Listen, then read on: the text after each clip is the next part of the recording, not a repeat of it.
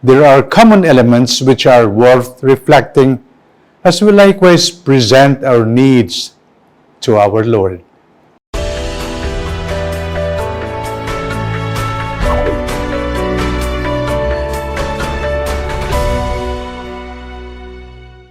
My dear brothers and sisters,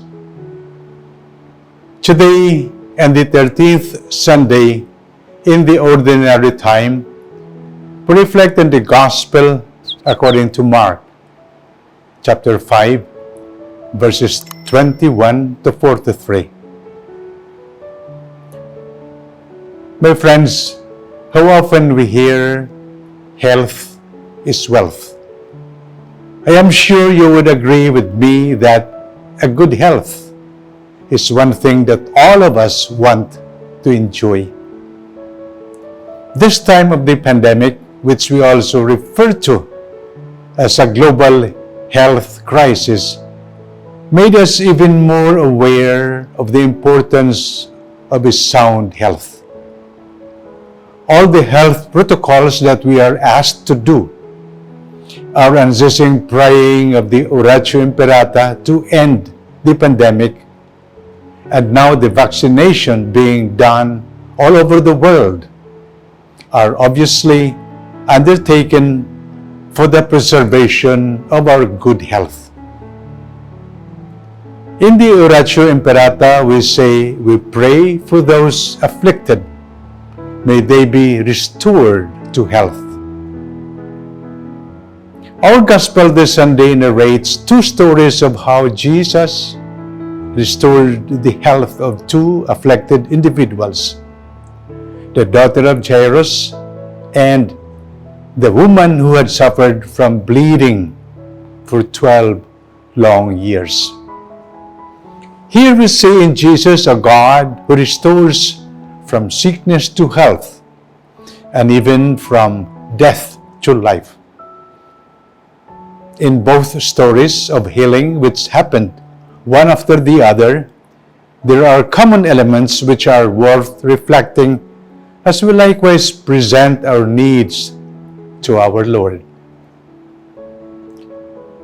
The first element is humility. In the first story, Jairus is an official of the synagogue. He is not just an ordinary man. He is a somebody in the community.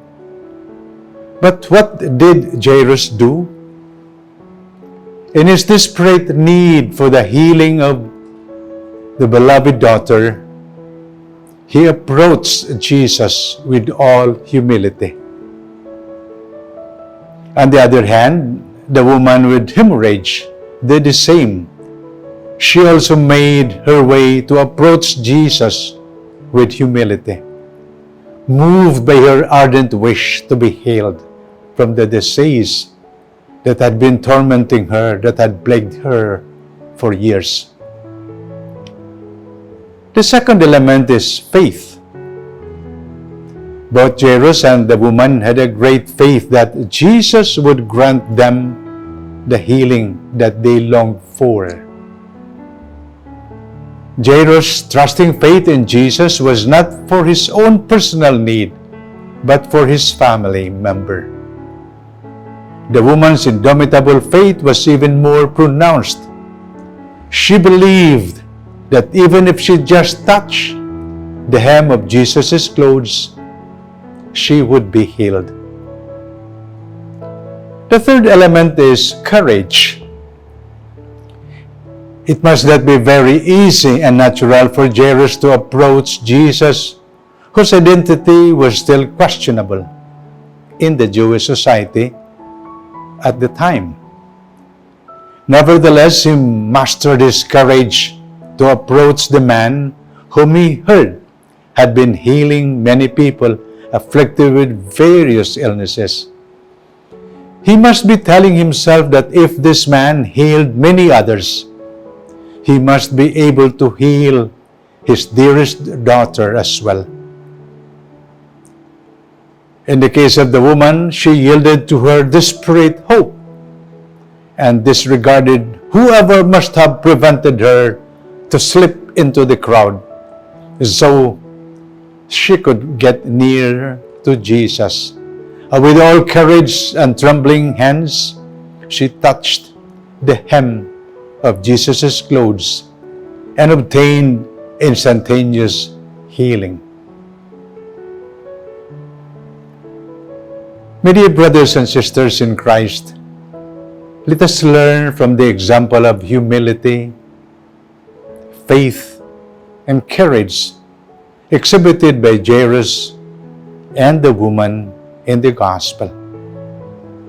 They are worth emulating as we likewise present our own manifold concerns to our Lord, not only for ourselves, but for our loved ones and for the whole world in general.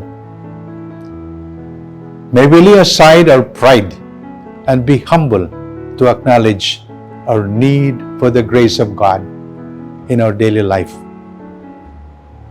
With all humility, faith, and courage, we believe that our Heavenly Father listens to our pleas and sincerest prayers as His beloved children. Every single new day is another gift from God, a restoration, a renewal, a new beginning. No matter what happened yesterday or in the past, each new day is a wonderful opportunity and grace for us to do better, to start anew, to be healed from the past wounds and afflictions. We believe and we trust that God can restore us and the world experiencing health crisis in His wondrous grace, in His own perfect timing. In the book of Revelations, chapter 21, verse 5, He says, "Behold, I make all things new."